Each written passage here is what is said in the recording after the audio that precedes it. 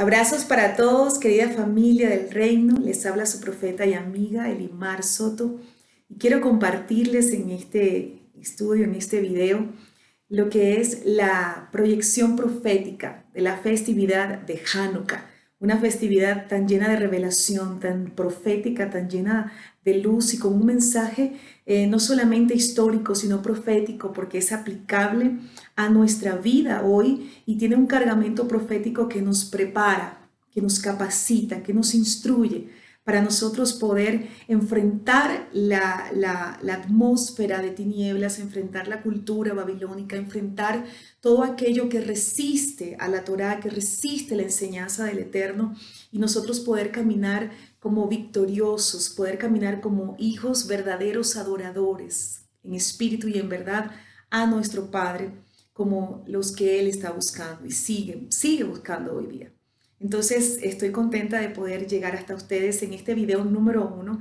Ya está casi empezando la festividad de Hanukkah y espero que usted pueda compartir este video con otros, con sus familiares, con sus amigos, con otros hermanos en la fe del Mesías, para que podamos celebrar juntos desde nuestros hogares en cada país de la tierra, celebrar esta festividad con un entendimiento profético, dándole una proyección y una aplicación a nuestra vida.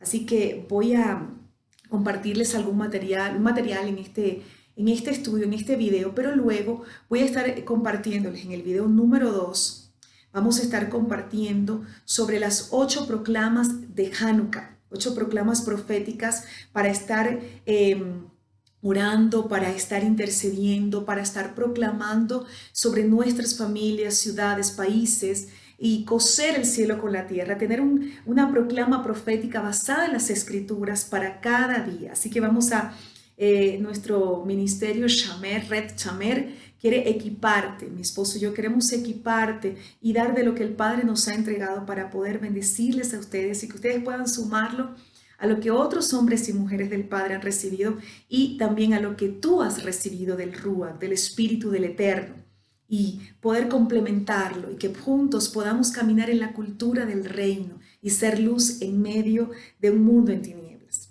Así que bueno, voy a empezar a compartirte y voy a estarte leyendo alguna información sobre la festividad de Hanukkah. El formato que voy a estar utilizando es preguntas y respuestas. Por ejemplo, ¿qué es Hanukkah? ¿Cuántos días se celebra Hanukkah? ¿Cuál es la proyección profética de Hanukkah? Así que creo que es mucho más fácil así. Hay personas que me han escrito, ¿cómo celebro Hanukkah? ¿Por qué debería celebrar Hanukkah? ¿Es una festividad bíblica? ¿Es una festividad ordenada por el Eterno? Bueno, ya vamos a responder esas preguntas. Así que ese es el formato que quise utilizar para este estudio. Lo primero que quiero es que puedas anotar el capítulo, en el libro de Juan, tenlo en tus notas esta cita, en el libro de Juan, capítulo 10, versículos 22 y 23, dice la escritura: por aquel entonces se celebraba en Jerusalén la festividad de Hanukkah, era invierno, el mes de Kislev, el mes en el que estamos en este momento, que transcurre entre noviembre y diciembre.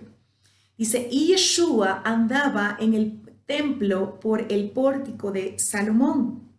Es decir, Yeshua participó de la celebración de Hanukkah, y si él participó, si él estuvo en esa gran celebración, porque había una gran celebración en Jerusalén, y si Yeshua estuvo allí y participó, es porque la aprobó. Y si él la aprobó, aunque no es una festividad ordenada como las que están en Levíticos 23, si es una festividad aprobada por Yeshua, celebrada por Yeshua, lo cual tiene un sello de aprobación y nos hace a nosotros poder también celebrarla de la misma forma que nuestro Mesías la celebró, con un entendimiento profético. ¿Qué es Hanukkah? Es la festividad de la consagración, es la festividad de la dedicación, pero también de la rededicación de nuestro templo. Fiesta de las luminarias es llamada también fiesta de las luces, y fiesta de los milagros, porque un gran milagro ocurrió allá. Y vamos a ver en el transcurso que vamos a estar leyendo el material, cómo la mano del Dios Todopoderoso hizo grandes milagros y cómo sigue haciendo milagros en este tiempo tan especial. Hanukkah conmemora la reinauguración del servicio en el segundo templo de Jerusalén en el año 3622 de la creación y en el año 139 antes de la era común, profanado por los greco-sirios. ¿Qué significa? Ahora bien, vamos a responder, ¿qué significa el término Hanukkah? Este término se lo puede desglosar en dos. Número uno, Hanu, que significa descansaron, y Ka es un vocablo cuyo valor numérico es 25. De modo que podemos darle la aplicación de que descansaron el 25. Y fue realmente el 25 de Kislev cuando ellos descansaron y proclamaron esta gran celebración y esta gran festividad que celebraron los judíos por la victoria de la mano del Padre Todopoderoso les entregó, y esa fue la gran celebración que también Yeshua en ese mismo tiempo, el 25 de Kislev, celebró. Por otra parte, Hanukkah tiene la misma raíz de Jinuj, J-I-N-U-J, que significa educación. Y nos deja el mensaje de que debemos educar a nuestra familia de generación en generación en las escrituras, en la Torá, pero también en la historia de nuestro pueblo y en la cultura de nuestro pueblo, y crear conciencia del poder de nuestro Elohim, Dios Todopoderoso y milagroso, con el fin de alimentar la emuná en nuestros hogares. ¿Y qué es emuná? Es creer y obedecer, es una fe obediente, es cuando creemos al Padre y obedecemos sus mandamientos. ¿Qué acontecimiento? Es una pregunta muy importante. ¿Qué acontecimiento se celebra en la festividad de Hanukkah? La histórica lucha y victoria de un minúsculo grupo de hombres, los macabeos o macabim, que se enfrentaron al gran ejército sirio-griego en el año 3620 de la creación, 141 antes de la era común. Los guerreros judíos entraron a Jerusalén y encontraron el templo sagrado en ruinas y profanado con ídolos. Imagínese usted, los macabim lo limpiaron y lo reinauguraron el 25 de Kislev. Pero cuando llegó el momento de encender la menorá, miren, aquí tengo una menorá, me la puse por eso. Cuando llegó el momento de encender la menorá, revisaron todo el templo y solo encontraron una vasija de aceite puro que llevaba el sello del sumo sacerdote. De todas formas, encendieron la menorá y fueron recompensados con un milagro. Esa pequeña vasija de aceite ardió por 8 días. El tiempo necesario para producir un nuevo aceite, un nuevo suministro de aceite para la menorá.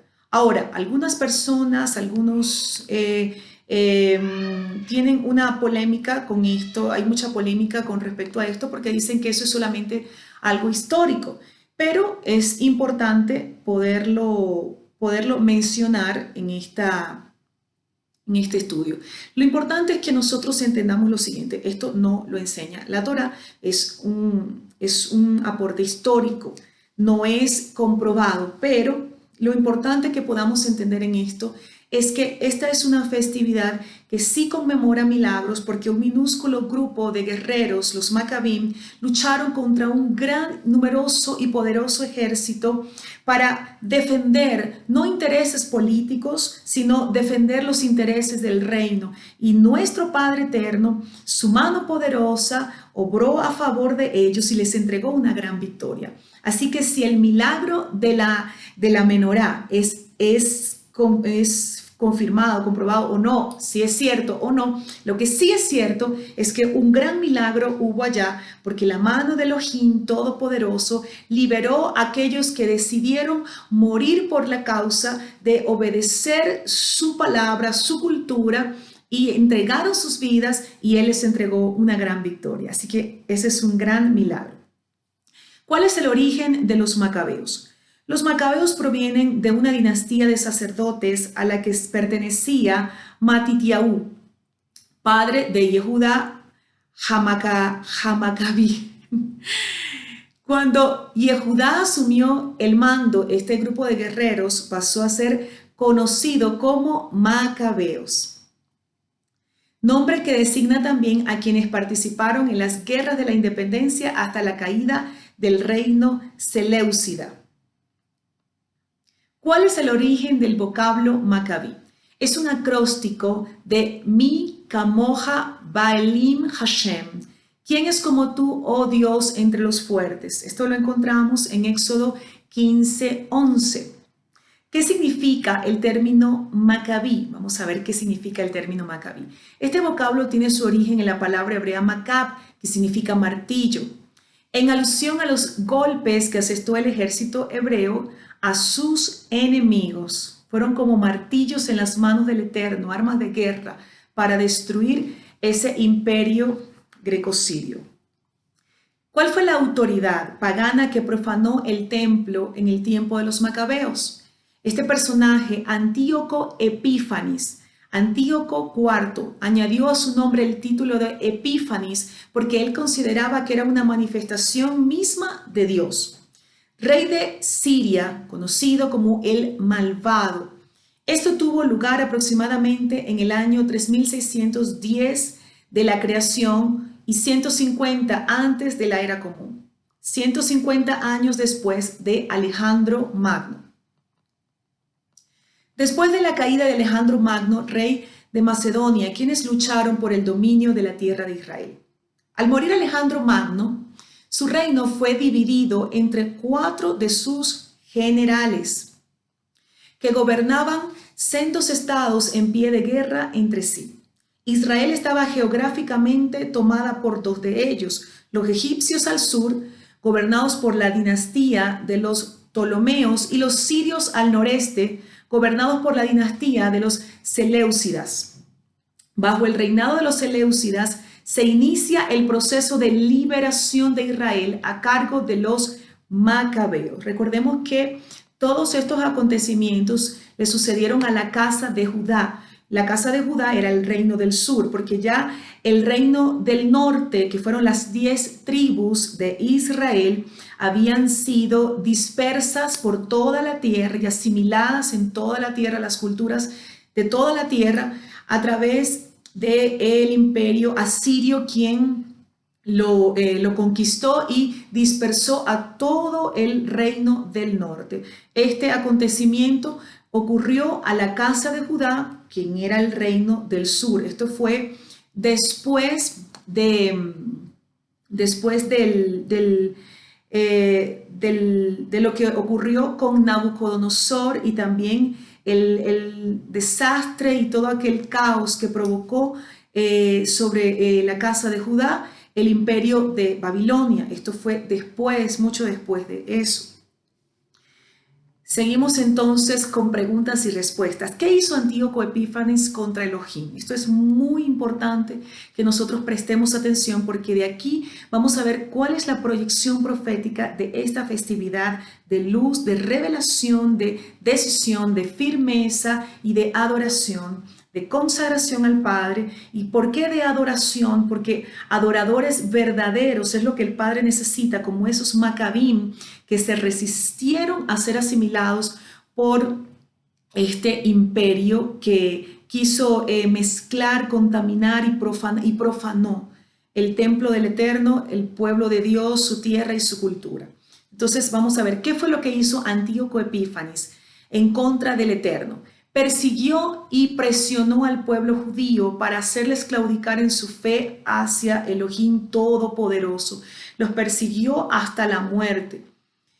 Dividió la casa en 2 grupos. En ese momento había 2 grupos. La mayoría se asimiló al helenismo, se asimilaron a la cultura helena por temor a morir, y una minoría que se rebelaron y decidieron permanecer apegados al Eterno y a su Torá. Entonces, eso lo podemos ver hoy día. Cuando usted va, por ejemplo, al trabajo, a la universidad, usted ve que la mayoría está caminando en tinieblas, en una cultura pagana según la corriente del mundo, pero una minoría decide permanecer como luz en medio de las tinieblas y ser diferente en medio de un mundo en tinieblas. ¿Qué más hizo Antíoco Epífanes? Quemó todos los libros de la Torá que encontraron. Contaminaron la tierra con toda clase de idolatría y abominación al Eterno, levantando altares, ídolos, Obligaban a las mujeres antes de casarse a tener sexo con los generales del ejército, es decir, atacaron la familia, la santidad del matrimonio. ¿Qué más hizo Antíoco Epífanes?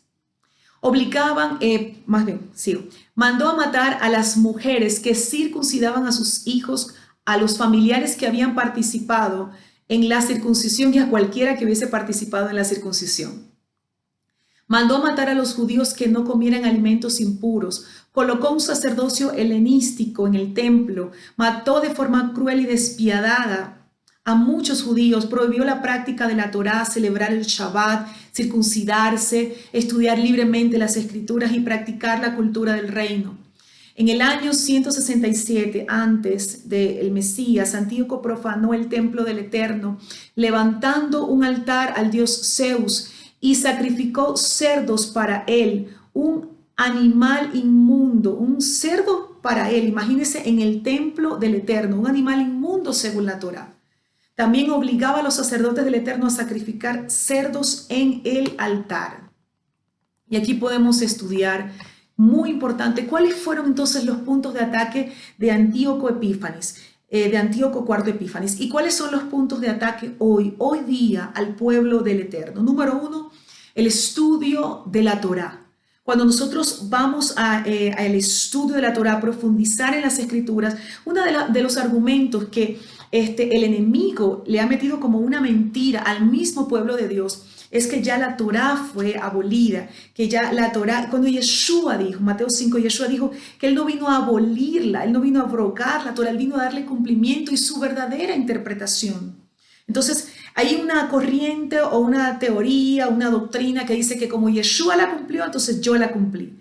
Y eso es totalmente fuera de las escrituras, es una teoría totalmente y una doctrina totalmente de error, porque entonces como Yeshua no mató, yo no maté, ahora puedo matar. Como Yeshua no diezmó, entonces yo no diezmé, yo diezmé, ahora no, ¿para qué voy a diezmar? Entonces es totalmente errado. Yeshua cumplió la Torá, es cierto, Yeshua cumplió la Torá, pero Él nos dejó mandamientos, Él nos dejó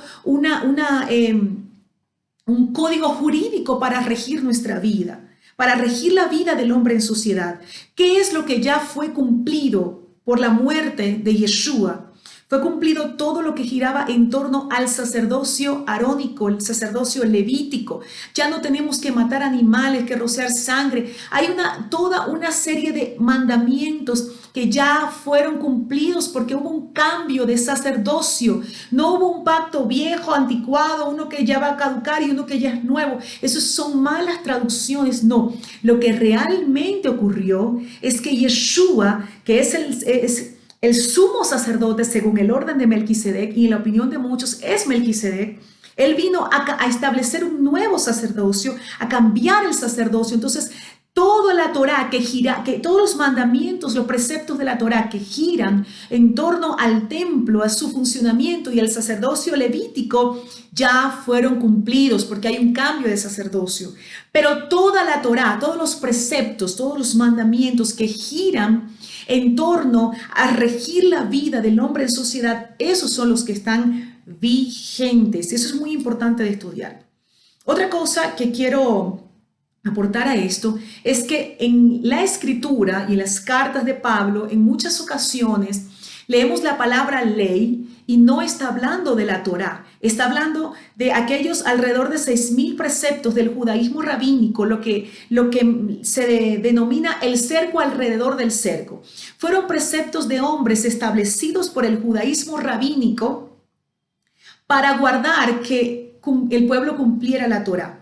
Yeshua vino a confrontar cuando los fariseos le enfrentaron. ¿Y por qué tus discípulos no se lavan las manos? ¿Y por qué no hacen esto o aquello? Yeshua los confrontó y dijo, son mandamientos de hombre. Yeshua nunca abolió, Yeshua nunca anuló la Torá. Él vino a cumplir, él es la Torá viviente. Lo que en la escritura, cuando vemos que Pablo se refiere a la palabra ley, diciendo que, por ejemplo, el acta de decreto que estaba en nuestra contra, ahí nos está hablando de la Torá. Esa acta de decreto son esos 6.000 preceptos del judaísmo rabínico. Cuando Yeshua dice, mi yugo es fácil y ligera mi carga, él no está hablando del estrés del mundo. Él está hablando de que Él vino a darle la correcta interpretación a la Torá y que Él vino a darnos la facilidad, la frescura de cumplir con amor los preceptos del Padre. Él dijo, si me amas, guarda mis mandamientos. Él vino a darnos la enseñanza de que el amor al Padre, el amor a Él, se manifiesta a través de cumplir su palabra. Entonces, es muy importante entender esto hoy día. Ahora, continuamos con el estudio de Hanukkah. Número 1, entonces, ¿qué fue lo que atacó en Antíoco? ¿Qué fue lo que atacó el enemigo a través de este malvado hombre? Atacó el estudio de la Torá. Atacó, por supuesto, la obediencia a la Torá, que es caminar en la cultura del reino. Obedecer la Torá es caminar en la cultura del reino. Él prohibía toda práctica que fuera en obediencia a la Torá, porque ellos trajeron toda cantidad de normas, de reglas, de estilo de vida corrupto, pagano, perverso y torcido. Y ellos establecieron un sistema torcido de error para que el pueblo del Eterno se asimilara a ellos. Entonces la Torá chocaba. Es como hoy día, la Escritura dice, ¿qué comunión tiene la luz con las tinieblas? La corriente de este mundo, la cultura de Babilonia, el sistema de Babilonia, su ideología es totalmente en contraposición a la cultura del reino, al sistema del reino de nuestro Padre, a la obediencia, a caminar en la cultura del reino de nuestro Padre eterno. Entonces, asimismo, en aquel tiempo, eran dos sistemas enfrentados y opuestos, pero este hombre logró dividir la casa de Judá entre aquellos, la mayoría que se asimiló y una minoría que dijo voy a resistir y voy a defender la Torá, voy a defender los preceptos que Elohim nos ha entregado y vamos a permanecer como fieles y valientes como martillos que van a resistir este sistema. El otro de los puntos que atacó, puntos de ataque del enemigo a través de Antíoco Epífanes fue la celebración del Shabbat. ¿Por qué? Porque la celebración del Shabbat, el cuarto mandamiento, es un precepto establecido por Dios desde la creación. No tiene que ver con la Torá, como dicen, bueno, es que eso es el pacto mosaico. El Padre Eterno no hizo pacto con Moisés, hizo pacto con Israel y lo extendió a toda la humanidad a través de Yeshua, porque le dice a Abraham, en tu simiente serán benditas todas las familias de la tierra. Entonces, la simiente de Abraham había sido dispersa por toda la tierra a través de la dispersión que hubo sobre las 10 tribus de Israel por causa del imperio asirio. Ya esa simiente estaba por toda la tierra, pero a través de Yeshua, el Mesías y Redentor nuestro, el camino, la verdad y la vida, el Padre vino a redimir esa simiente, a redimir esa simiente, a alcanzar esa simiente que estaba ya dispersa alrededor de toda la tierra. Por eso Yeshua dice, yo no he venido sino a las ovejas perdidas de la casa de Israel. ¿Cómo podemos interpretar eso que dijo nuestro Señor Yeshua? Bueno, entonces como yo no nací en Israel, imagínense, yo soy venezolana, mi esposo es costarricense, mi hija argentina, entonces nosotros, Yeshua no vino a nosotros. Claro que no. Yeshua vino a las ovejas perdidas de la casa de Israel porque a través de esa simiente y de esa dispersión que hubo, dispersión que hubo de la simiente de Abraham, que es de la casa de Israel, esas 10 tribus, todas esas ovejas estaban perdidas. Pero Él vino a esas ovejas que estaban alrededor de toda la tierra, que nacieron en Colombia, en Venezuela, en Argentina, en México, en qué sé yo, donde quiera que hayan nacido, ya estaban alrededor de la tierra, pero son sus ovejas, somos sus ovejas. Y Él vino a nosotros. No se trata de nacionalidad terrenal, no se trata de haber nacido en un espacio geográfico, se trata de tener la simiente de Abraham. Gálatas capítulo 3 nos habla de esto, de la simiente, aquellos que son descendientes de Abraham. Entonces, el enemigo atacó el Shabbat. El Shabbat tiene que ver con el gobierno de Dios sobre los tiempos del hombre. Es así de sencillo. El Padre Eterno dice, yo te doy 7 días, en 6 días vas a trabajar, vas a hacer tu obra, pero el día número 7 es mío. Necesito que descanses y que todo lo que tú hagas en este día gire en torno a mí y gire en torno a obedecer mi palabra y establecer mi reino. Así de fácil. Ese día no vas a hacer negocios, ese día no vas a vender, no vas a hacer nada que gire en torno a ti y que gire en torno a a tu beneficio, nada que tenga que ver con lucrarte, nada. Ese día no es para negociar, ese día es para que tú vengas delante de mí, estés en quietud, que tú descanses. Lo único que te permito trabajar en ese día tiene que ver, no es un trabajo, es el establecimiento del reino. Es decir, el Shabbat, si el Shabbat es un día para descansar, entonces es un día para reunir la familia, es un día para comer, es un día para celebrar, para estudiar la palabra, para danzar, para proclamar. Pero si tenemos que hacer cosas que giren en torno al reino, como sanar enfermos, evangelizar en plazas, como ir a tal vez proclamar el reino en hospitales o proclamar la palabra, alguna convocatoria del reino, todo eso es permitido en Shabbat, porque el Shabbat es el día del Señor donde Él dice, todo va a girar en torno a Yeshua, porque Yeshua dijo, yo soy el Señor del Shabbat.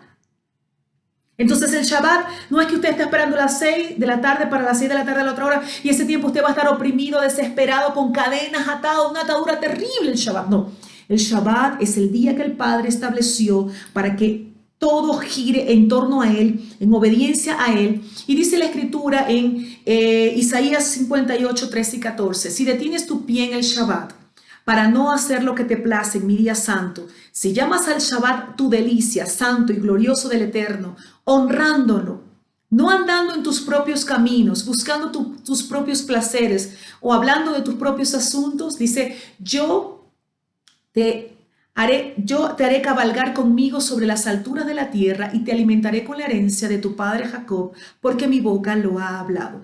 Y esa palabra cabalgar tiene que ver con elevarnos en un nivel donde Él diluye esa sustancia en nosotros que necesita ser diluida y salir de nosotros aquella parte de nuestra humanidad que está corrompida y que necesita alinearse con el Padre. Entonces su Torah es esa agua que nos limpia en cada Shabbat y nos prepara para caminar en consagración, en pureza y en obediencia durante toda la semana. ¿Y cuál es la herencia de nuestro padre Jacob? Bueno, eso lo va a buscar usted en la Escritura. La herencia de nuestro padre Jacob. ¿Qué fue lo que el Padre le dijo a Jacob?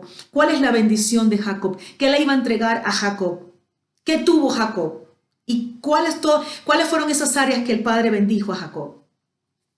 ¿Qué otra cosa Antíoco Epífanes atacó al pueblo del Señor en aquel tiempo? La familia. Lo vemos hoy día. El enemigo sigue atacando la familia. La familia es el punto de ataque.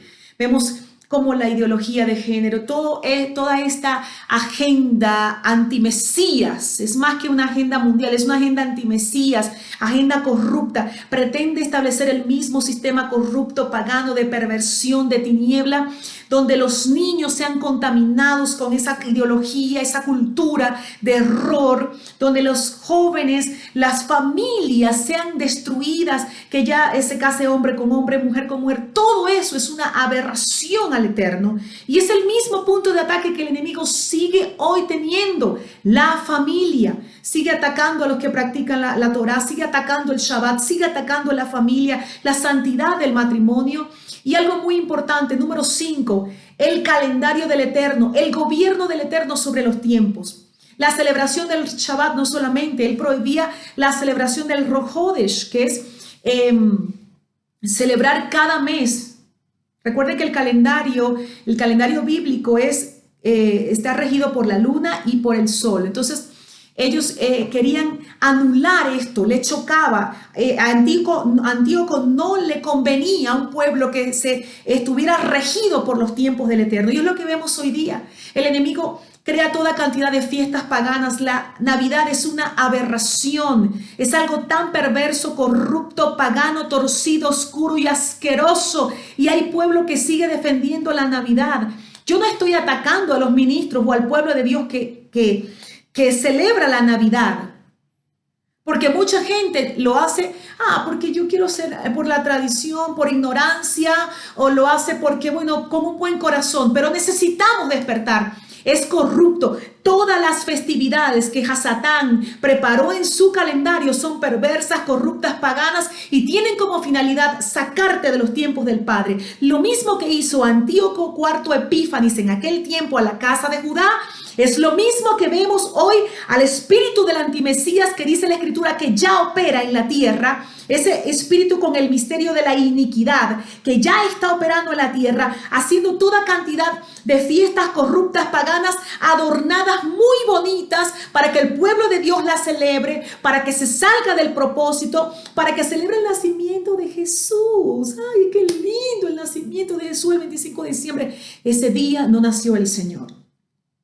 El Señor nació en una festividad bíblica, nació en la festividad de Sukkot o la festividad de tabernáculos y ya está, ya hay una resistencia del Espíritu del Padre Eterno hacia esa corriente que pero qué lindo, qué bonito, esa corriente de disfrazar, de adornar, de decorar con corazones, mariposas y estrellas, lo pagano y lo corrupto para tratar de redimirlo y traerlo al pueblo del Eterno, pero resistir las festividades que sí son del Padre. Hay mucho pueblo del Eterno que anda poniendo arbolitos abominables en sus congregaciones, que anda celebrando fiestas abominables a Dios, y a Dios sí le importa. Él no está aprobando eso, no tiene el sello de aprobación porque no nacieron en su corazón y no se puede redimir lo que Hasatán hizo. No se puede redimir a Hasatán, no se puede redimir su agenda, no se pueden redimir los demonios, no se pueden redimir las fiestas que Hasatán hizo, aunque parezcan bonitas y aunque adornen y que reúnan a la familia. No se puede redimir lo que Hasatán hizo o lo que él hace, no se puede redimir. Pero hay muchos pastores hoy día, hay muchos ministros atacándonos a nosotros porque celebramos Hanukkah, porque celebramos las fiestas que están en la Biblia, las que giran en torno a Yeshua, las que nos amplían el diseño, el panorama profético y el mapa profético para la venida de Yeshua, las que nos hacen celebrar al Mesías, y todas giran en torno al Mesías, aún esta que el Señor celebró. Nos andan atacando diciendo que somos judaizantes, pero ellos están romanizando, están babilonizando, están contaminando con fiestas paganas de Hasatán. Y eso sí está bien. Es lo mismo que vemos hoy día. Esto mismo que vemos hoy día, lo veíamos en aquel tiempo, y esa es una gran enseñanza que nos deja la festividad de Hanukkah. Necesitamos ser luz en medio de las tinieblas. No podemos asimilarnos. En aquel tiempo los Macabín no le dijeron a Antíoco, Antíoco Epífanes, mira, yo sí voy a celebrar esto, sí, pero no, pero sí, no. Ellos fueron radicales, fueron los martillos de Dios para establecer el juicio sobre ese gran imperio, y el Padre los respaldó. Entonces es muy importante que nosotros conozcamos la profundidad, la importancia que tiene para el Eterno y para nosotros ser gobernados los tiempos, caminar en el calendario bíblico, en los tiempos del Padre, en los tiempos del Eterno. Él estableció un calendario, Él estableció sus tiempos, Él colocó a la luna y al sol para regir nuestros tiempos, y necesitamos obedecerlo. No podemos obedecer a medias. En este tiempo el Padre vendrá como con un martillo a derribar una cultura, un sistema, y todo el que esté dentro de esa cultura va a sufrir consecuencias. Por eso necesitamos salir de en medio de Babilonia, salir de ese sistema y permanecer firmes al Eterno, aunque nos critiquen, aunque nos llamen judaizantes y lo que quieran. No importa lo que diga el hombre, mejor es obedecer al Padre Eterno y su voluntad que obedecer a los hombres. 5 puntos de ataque: el estudio de la Torá, la obediencia a la Torá, que es la cultura del reino, la celebración del Shabbat, la familia como fundamento en la Torá, la santidad del matrimonio y el calendario, el gobierno del Padre sobre los tiempos. 5 puntos de ataque de Antíoco Epífanes siguen siendo los 5 puntos de ataque más fuertes que el enemigo está teniendo sobre nosotros, el pueblo del Eterno, gente radical y los Macabín de este tiempo. ¿Cuántos años lucharon los Macabín hasta alcanzar la total independencia de Israel? ¿Sabe cuántos años? Aproximadamente 25 años en esta gran lucha, pero no se dejaron vencer. Ellos permanecieron firmes al Padre Eterno y a su propósito. ¿Cuál es el sentido espiritual? ¿Cuál es el sentido profético de la lucha de los Macabim? Número 1, resistir al imperio del enemigo y no asimilarse al paganismo. Número 2, confiar plenamente en la protección del Eterno sin temer a un numeroso y poderoso ejército malvado, corrupto y perverso, con el fin de alcanzar la libertad para cumplir con la instrucción del Eterno. Número 3, prevalecer en la lucha por obedecer los mandamientos del Eterno y no asimilarse al error. ¿Por qué Hanukkah? La festividad que nos habla de consagración, rededicación de nuestro templo, que es nuestro cuerpo, nuestra vida. ¿Por qué Hanukkah se celebra durante 8 días?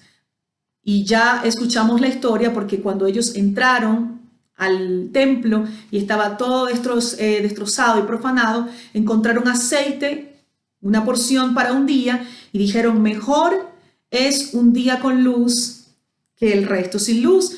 Y hubo luz durante 8 días. Como le dije anteriormente, no es un dato comprobable, pero es lo que se enseña sobre la festividad de Hanukkah, sobre aquel milagro.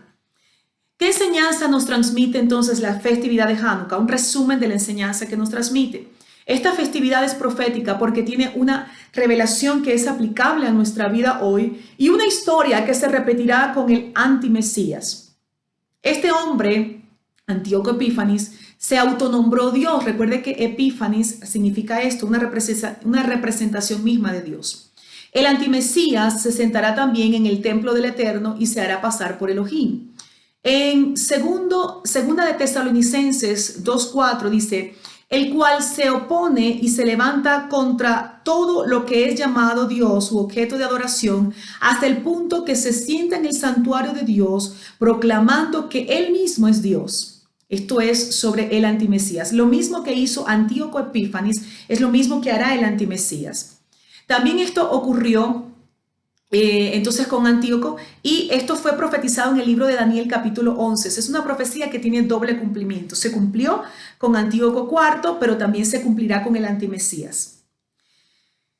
Yeshua, quien es la luz del mundo, fue engendrado en el tiempo de Hanukkah. Yeshua es la Torah viviente y Hanukkah es un tiempo propicio para que la luz de la Torah viviente se manifieste en toda la tierra a través nuestro.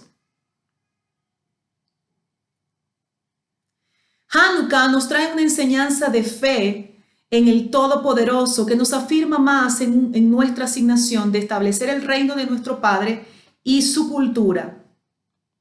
Hanukkah representa la lucha de los pocos contra los muchos, como hoy en día son más los que están en la corriente de Babilonia de este mundo que los que están en la corriente o alineados con el Todopoderoso.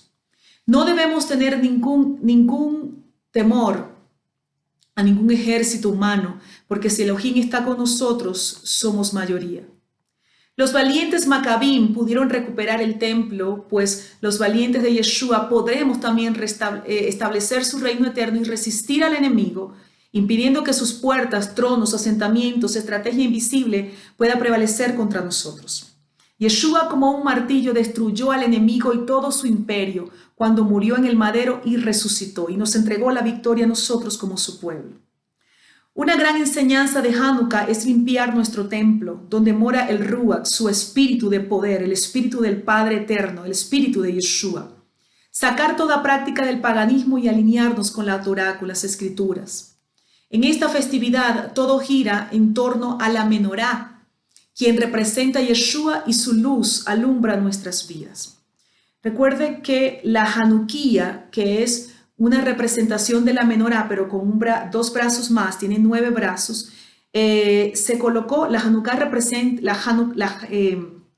la menorá representa a Yeshua, nos habla de los 7 espíritus del Eterno, y la Hanukkía está inspirada en la menorá, pero tiene esos 9 brazos para recordar aquellos 8 días de luz. Hanukkah es una festividad de luz y nosotros, como la luz del mundo, debemos alumbrar y establecer la cultura del reino en medio de un mundo en tinieblas. Hanukkah nos enseña que su historia, donde Antíoco Epífanes profana el templo y prohíbe la obediencia a la Torá, se repetirá. Pero nosotros, así como los Macabín en aquel tiempo, somos los Macabín de este tiempo, que así como el Eterno le dio la gran victoria en aquel tiempo, también en nosotros se repetirá. Hanukkah nos deja la enseñanza de gratitud, de 8 días de gratitud, 8 días de recordar la gran liberación del Eterno, su poder milagroso a favor nuestro. Entonces, en resumen, ¿cuál es la proyección profética de Hanukkah? Somos la luz del mundo, somos los Macabín, somos los que denuncian el sistema y la cultura de error. En Mateo 5, del 14 al 16, dice así: vosotros sois la luz del mundo. Una ciudad en lo alto de una colina no puede esconderse, ni se enciende una lámpara para cubrirla con un cajón. Por el contrario, se pone en la repisa para que alumbre a todos los que están en la casa. Así brille vuestra luz delante de todos, para que ellos puedan ver vuestras buenas obras y alaben a vuestro Padre que está en el cielo. Juan 8:12 dice: la luz del mundo. De nuevo pues les habló Yeshua diciendo: yo soy la luz del mundo, el que me sigue no andará en tinieblas, sino que tendrá la luz de la vida. Juan 1:5 dice: la luz resplandece en las tinieblas y las tinieblas no prevalecen contra ella. Está hablando de Yeshua. Juan 3, del 19 al 21 dice: y esta es la acusación, que la luz vino al mundo y los hombres amaron más las tinieblas que la luz, pues sus obras eran malas. Porque todo el que practica lo malo aborrece la luz y no viene a la luz, para que sus obras no sean expuestas. Pero el que practica la verdad viene hacia la luz, para que sea manifiesto sus obras que sus obras son hechas en Dios.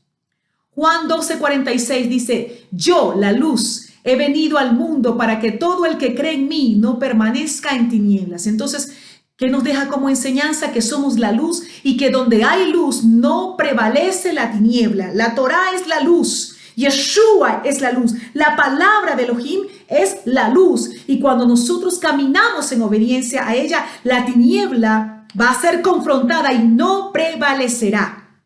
Así como Yeshua fue concebido en Hanukkah, una nueva generación de Macabín es concebida, parida y levantada para ir en contra de una ideología, de un sistema y de una cultura de error.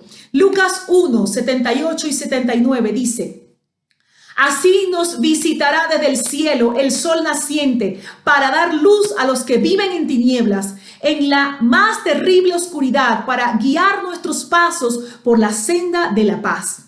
Tenemos la misma asignación de Yeshua, de ser luz y de llevar luz y de guiar los pasos de estas generaciones.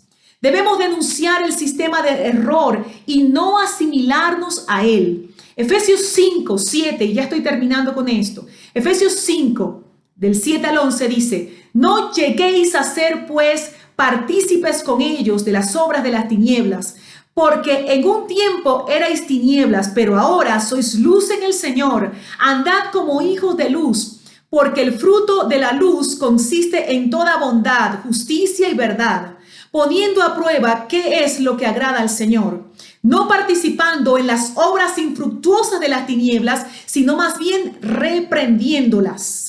Qué poderoso esto. Segunda de Tesalonicenses 2, del 1 al 12, donde habla de la manifestación del antimesías, dice: pero con respecto a la venida de Yeshua el Mesías, nuestro Señor, y nuestra reunión con él, os instamos, hermanos, a que no os dejéis perturbar fácilmente en vuestro modo de pensar. Escuche, no se deje perturbar fácilmente en su modo de pensar. Usted tiene el Espíritu del Padre quien nos guía a toda verdad.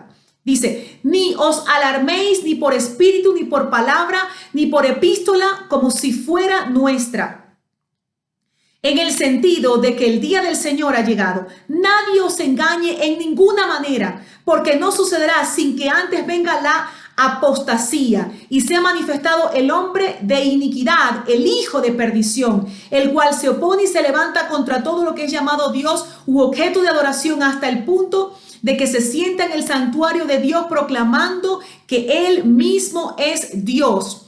¿No recordáis que estando todavía con vosotros os decía estas cosas, ahora sabéis lo que lo detiene, a fin de que sea revelado en el tiempo suyo, porque ya está actuando el misterio de la iniquidad. Solo al presente hay quien lo detiene hasta que sea quitado de en medio. ¿Quiénes lo detienen? Está el Espíritu del Padre, estamos usted y yo, que somos templo y morada del Espíritu del Padre. En el versículo 8 dice: entonces será revelado el inicuo, a quien el Señor matará con el soplo de su boca y destruirá con el resplandor de su venida, cuyo advenimiento es por la obra de Satanás, con toda clase de poderes y señales milagrosas y prodigios mentirosos, y con todo engaño de iniquidad para los que perecen, recompensa por no haber acogido el amor de la verdad para ser salvos.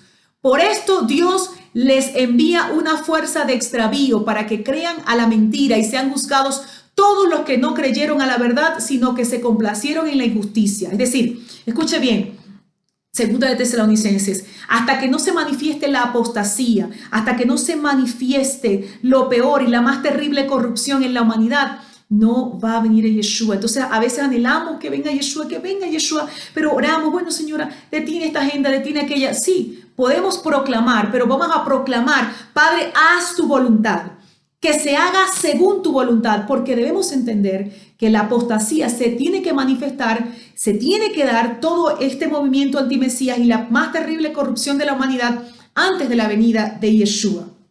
Entonces, termino con esto. Somos los martillos y las armas de guerra en las manos del Padre eterno para enjuiciar a Babilonia. Jeremías 23:29 dice: ¿acaso no es mi palabra como el fuego, dice el Eterno, y como el martillo que destroza la roca?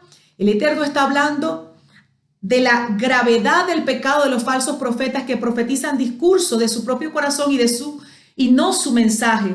Por eso el Eterno dice que tiene que ver la paja con el alimento, dice el Señor en ese contexto de Jeremías 23:29. Es muy importante que recordemos el poder de esta palabra. Su palabra es como fuego, el fuego purifica, y martillo que rompe la piedra en pedazos. Entonces, usted y yo somos martillos en las manos del Eterno y tenemos un martillo en nuestra boca, y ese martillo es la palabra para quebrantar, para denunciar, para reprender las obras de las tinieblas, para no asimilarnos a ella.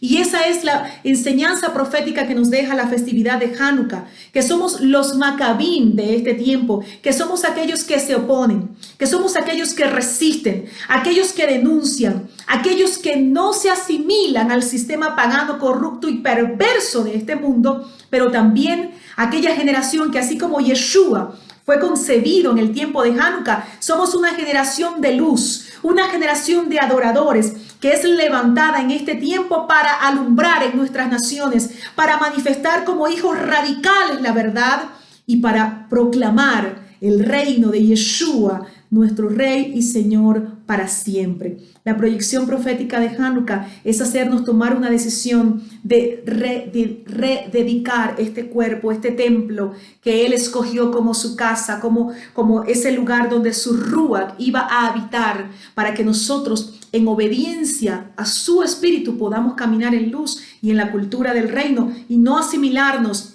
al sistema del mundo, pero no solamente no asimilarnos, sino modelar como luz, modelar la cultura del reino de nuestro Padre y permanecer firmes, inconmovibles ante este sistema. En el nombre de Yeshua les bendigo y les invito a compartir este mensaje con otros y a compartir también la proyección profética, lo que el Padre te ha mostrado a ti de esta festividad de Hanukkah, lo que el Padre te ha hablado, lo que el Padre te ha inspirado a través de este video, de otros que has escuchado. Coméntalo con otros, imparte la cultura del reino con otros, comparte el video y les invito también a suscribirse a nuestro canal Red Chamer. Bendiciones para todos. Shalom, shalom. Un abrazo grandísimo. Y vamos a estar atentos para el próximo video, el video número 2 de la proyección profética de la festividad de Hanukkah, donde estaremos impartiendo las directrices proféticas para los 8 días de celebración. Usted tal vez se preguntará, pero no explicó cómo celebrar Hanukkah. Bueno, usted puede investigar, buscar. Quise dar este aporte porque creo que es bastante importante, pero cómo celebrarlo es muy fácil. Usted busque, investigue cómo celebrar Hanukkah, qué usar, qué se hace con los niños.